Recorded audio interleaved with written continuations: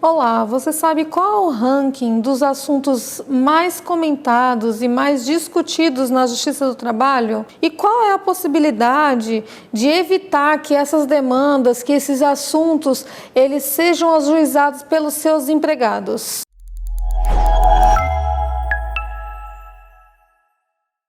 Eu sou Michele Silvério e nós vamos falar hoje sobre os 10 principais tópicos de demandas judiciais que são ajuizadas contra os empregadores na Justiça do Trabalho. O 10º tópico desse ranking é acerca do 13º salário. O 13º salário é garantido através da Constituição Federal para todos os empregados que são registrados, ou seja, que são vinculados ao regime seletista, certo? Qual é a obrigação da empresa com relação ao pagamento do 13º salário? Ela deve fazer o pagamento até o dia 30 de novembro do ano corrente. Ou seja, até o dia 30 de novembro, todos os empregados vinculados à CLT, eles devem receber esse 13º. Ah, doutora, mas a empresa não tem condições de fazer esse pagamento à vista? Ótimo, a empresa tem a possibilidade de fazer o parcelamento em 2 vezes, ou seja, fazer o pagamento da primeira parcela no dia 30 de novembro e o pagamento da segunda parcela até o dia 20 de dezembro. Lembrando que a empresa não pode fazer o pagamento em parcela única no dia 20 de dezembro, ou seja, o funcionário deve receber antes do final de novembro pelo menos a primeira parcela do 13º. O 9º tópico mais falado, mais demandado na Justiça do Trabalho é justamente sobre o reconhecimento da relação de emprego entre empregado e empregador. Infelizmente, nós sabemos que muitas empresas, às vezes até por dificuldades financeiras, num primeiro momento, elas não fazem a anotação daquele contrato de trabalho na CLT desse empregado. A gente sabe que as empresas elas têm dificuldades financeiras, a gente sabe que a carga tributária no Brasil é muito alta hoje, mas a partir do momento que se preenchem alguns requisitos do contrato de trabalho, há a necessidade da contratação, da anotação desse contrato na CTPS, na carteira de trabalho desse empregado. Então, uma forma das empresas se precaverem acerca disso é, caso essa empresa ela precise de um funcionário que tenha a habitualidade, faça o pagamento de salário, ou seja, tenha onerosidade, ela não pode ser substituída por outra pessoa, ou seja, tenha pessoalidade nesse contrato de trabalho. É feito através de pessoa física também. Esses requisitos cumulativos, eles definem a necessidade dessa anotação. Caso a empresa não faça a anotação devida na carteira de trabalho desse empregado, ela pode sofrer essa demanda judicial na Justiça do Trabalho e esse empregado pode fazer o pedido de verbas, como por exemplo, recolhimentos de FGTS do período, recolhimentos previdenciários do período, 13º salário proporcional, férias proporcionais e assim outras situações também que podem vir a incidir nesse reconhecimento de vínculo empregatício.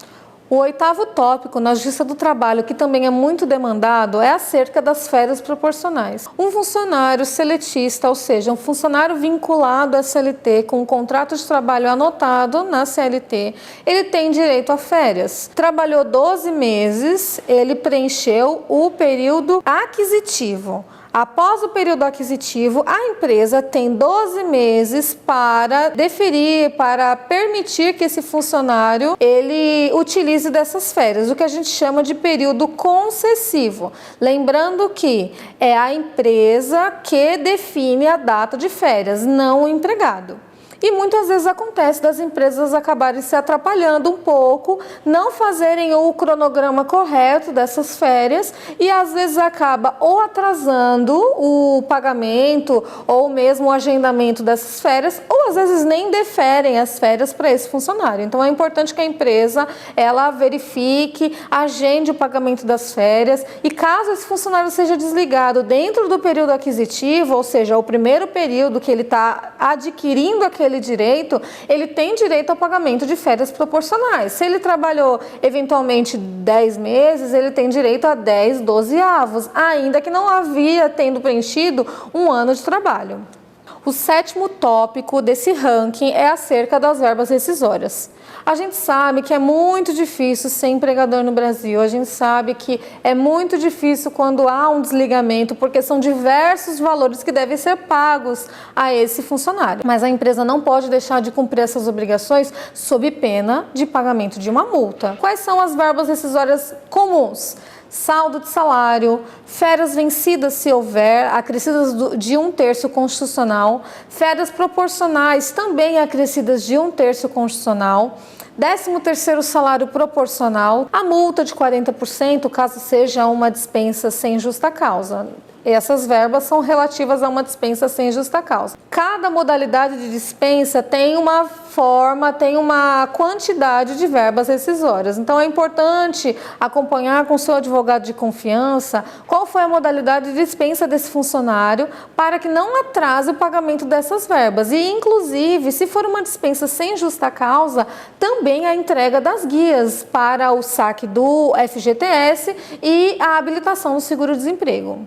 No 6º tópico do nosso ranking, nós temos as temidas horas extras, né? A gente sabe que é um dos pedidos mais comuns na Justiça do Trabalho, muitas vezes pela ausência de controle no cartão de ponto, pela falta de administração por parte da empresa daquele contrato de trabalho, daqueles horários definidos. Então, contratou um funcionário, faça um contrato de trabalho, defina a jornada de trabalho desse trabalhador, desse funcionário, qual vai ser o horário de intervalo entre a jornada, o horário de pausa para refeição e descanso dele. Se eventualmente necessitar que esse funcionário faça horas extras, anote isso no cartão de ponto, lembrando que o limite diário é de apenas 2 horas acima da jornada de trabalho. Então é sempre bom estar acompanhando, junto com o advogado trabalhista, qual a melhor jornada que se aplica, para justamente evitar esse pedido de horas extras na Justiça do Trabalho. No 5º tópico do nosso ranking, nós temos o adicional de insalubridade.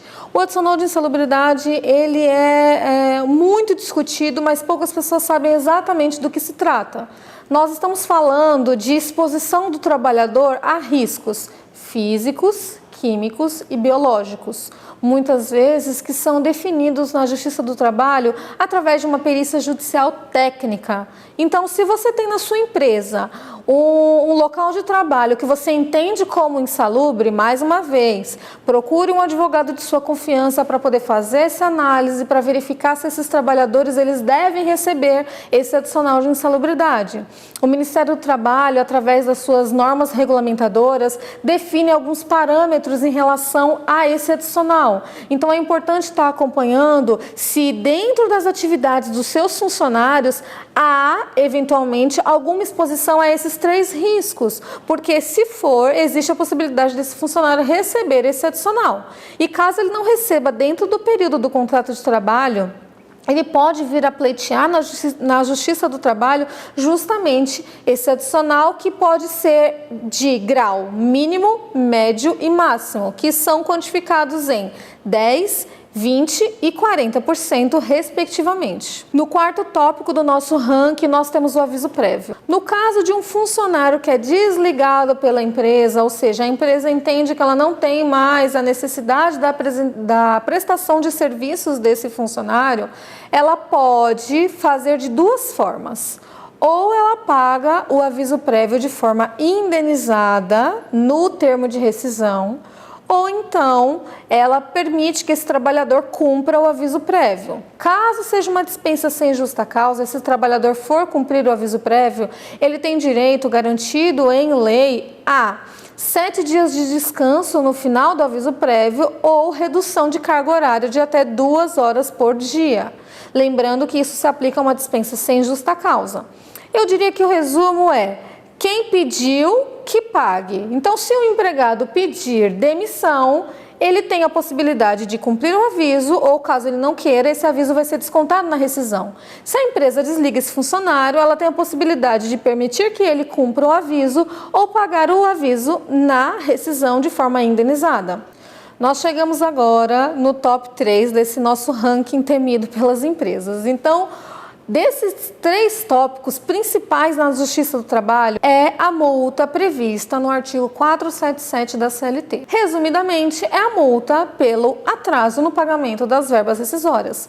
Lá atrás, nós falamos que as verbas rescisórias são um dos pedidos mais comuns na Justiça do Trabalho e ela vem geralmente grudada com essa multa, porque se o empregador ele não cumpre o prazo previsto de pagamento dessas verbas ou a entrega das guias necessárias para a habilitação do seguro-desemprego e também para o saque do FGTS, pode sim incorrer no pagamento dessa multa.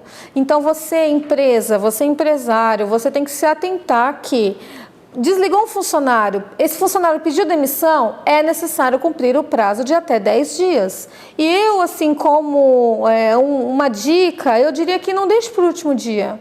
Porque às vezes pode acontecer um problema, pode acontecer alguma coisa na correspondência bancária. Então tente fazer um dia antes. Inclusive a entrega das guias, elas também devem ser feitas dentro dos 10 dias. E muita gente às vezes faz o pagamento dentro dos 10 dias, mas deixa para entregar as guias só lá para frente. Isso não pode acontecer. Então é importante a entrega das guias estar concomitante com o pagamento das verbas, para evitar o pagamento dessa multa que equivale a um salário do funcionário. Nesse top 2, nós temos a ausência dos depósitos do FGTS. Esse caso aqui é um pouco delicado porque ele pode, inclusive, culminar no que a gente chama na Justiça do Trabalho de rescisão indireta. Ou seja, você empregador que não fez o depósito correto do FGTS em conta vinculada desse empregado que você tem, você pode vir a sofrer o que nós chamamos na Justiça do Trabalho de justa causa do empregador. Então é importante que os depósitos de FGTS equivalente a 8% do salário desse trabalhador, eles ocorram mensalmente na conta vinculada desse funcionário, para que quando ele possa tirar o extrato, ele veja que todos os depósitos estão lá tudo certinho. E no top 1 desse nosso ranking horrível, ele seria a multa de 40% do FGTS. Por que que a multa está no top 1 das demandas mais procuradas na Justiça do Trabalho?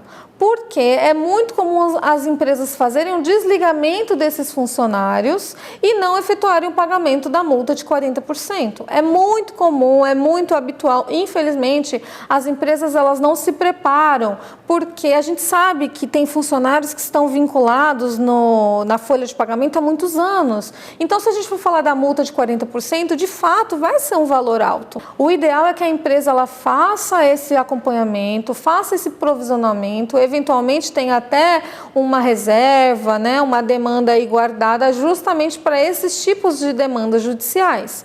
Lembrando, inclusive, que existe hoje, que foi trazido pela reforma trabalhista em 2017, uma forma de desligamento que facilita o pagamento dessa multa de 40%. A rescisão por mútuo acordo, ela dá ao empregador a possibilidade de fazer o pagamento da multa de apenas 20%. Só que é importante lembrar que essa rescisão por mútuo acordo, prevista na reforma trabalhista, ela deve ser consentida entre ambas as partes, ou seja, empregado e empregador. Não pode ser unilateral. Uma vez que, inclusive, acontece com muita frequência aquele famoso acordo onde o funcionário ele é desligado de uma forma equivocada e aí ele acaba sendo, enfim, condicionado a devolver essa multa de 40%.